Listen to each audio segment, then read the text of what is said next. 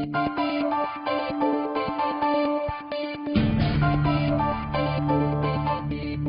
and welcome to A Spirited Debate. I'm Lauren Green. Last week, the nation and the world mourned the death of boxing great Muhammad Ali, a Muslim convert who, because of his faith, denounced violence.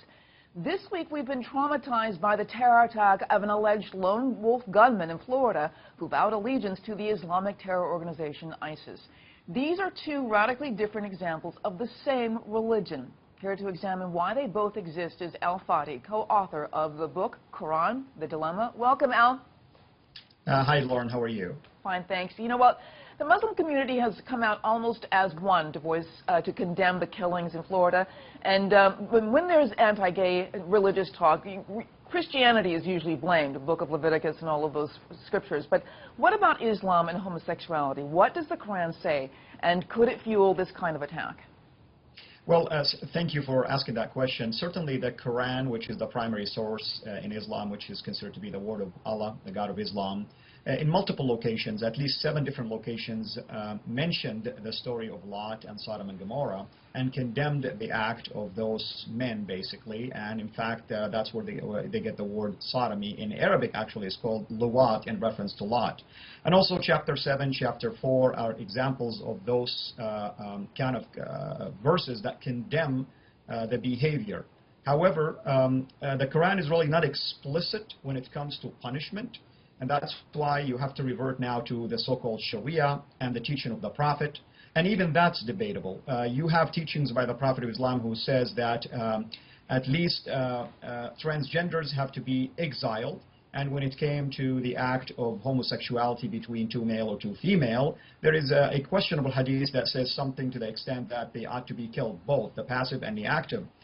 So we're left now with the man decision, which is Sharia law, and there are, as you know, 4 different schools for the Sunni and at least 1 primary school for the Shia, and really they have varying opinions. You have 7 countries that apply the extreme interpretation of Sharia, including Saudi Arabia, where it is a punishable, basically, offense by the capital punishment execution, if the person is caught, of course, but you have to have witnesses that can provide that. So, and some will say it's just jail time. Others will say the person can repent. Technically speaking, if the act remained a secret, then the person cannot be caught. But if it becomes public, that's the question now. Very interesting.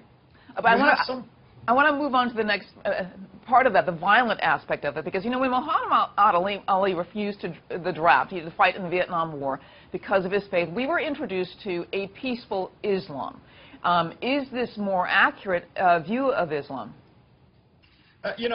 I'm thankful that the majority of the 1.5 or 1.6 billion Muslims, and I really mean the majority, 90% or more, definitely condemn the acts of violence. And the problem is we're left with the 5 to 10% similar to ISIS and Al-Qaeda who take the violent commands in the Quran as being active today, not historical in their context. And that's why the majority of Muslims like Muhammad Ali and others will say, well, those are just taken out of their context, they're historical and so on and so forth. Yet you find people like ISIS say those are commands that are open-ended, apply even today, and it's even against Muslims, not just Christians and Jews. As you know, ISIS is even attacking Muslims who do not adhere to their own interpretation and ideology. And this is the problem really within the Islamic community. And in fact, the King of Jordan was cited saying that this is a civil war between Muslim communities, and they really need to come to the table and determine today if the earlier interpretations of Islam throughout the last 14 centuries are accurate in terms of those violent commands being open-ended, or if those are taken out of context and therefore Islam is truly a religion of peace and does not condone violence. And this is why you have these varying views. Dr. Zuhdi Jasser, who you know, who is a moderate Muslim, and he spoke on Fox News, and he said that the problem is Islam as a theocracy, making the religion a political ideology, and one that has twisted the Prophet Muhammad's preaching.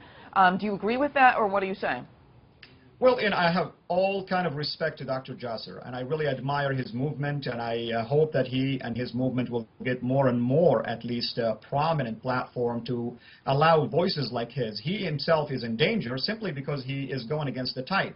With that said, I can tell you that his view is not going to be supported by historical, basically, interpretation by prominent Islamic scholars and Sharia law scholars. This is why Dr. Jasser and his movement is always going to be faced with the dilemma of trying to explain that reformation of Islam is possible, reinterpretation of these passages is possible. It could happen, but it will require a cooperation from even the Islamic leaders that can affirm those kind of new interpretations like Dr. Jasser's and others. You know, what is the solution? Because I think everybody's looking for that solution right now. Can moderate Muslims like Dr. Zuhdi Jasser, like, you know, the King of Jordan, gain enough control to push back against violent Islamic ideology?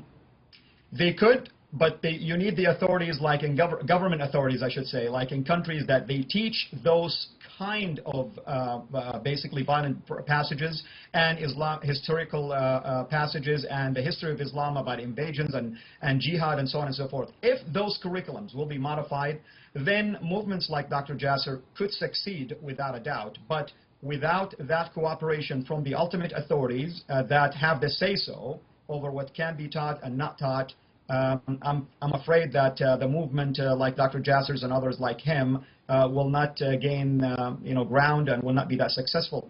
I mean, and the problem, of course, are these sort of lone wolf activists like this Omar Mateen. I mean, this is really the issue, is even if you create a movement, will it still gather in people who will act on their own? Well, you know, Lauren, there is something interesting here. We keep using the word lone wolf and we keep avoiding the word radical Islam. I think someone really ought to do a research and a PhD study on why all the lone wolves share one common denominator, and that's Islam. They're all Islamic. Therefore, there has to be a source that unify all of these lone wolves everywhere, in Europe, in the Middle East, in the U.S., and immediately they transform and do exactly the same act. So this is why I'm saying we have to go back to the original sources that date back 14 centuries ago and how they were interpreted throughout those centuries. All right, I want to thank you so much, Al, for being on A Spirited Debate. You are welcome. And for more information on this Orlando shooting and other news, go to foxnews.com. I'm Lauren Green, and thanks for watching.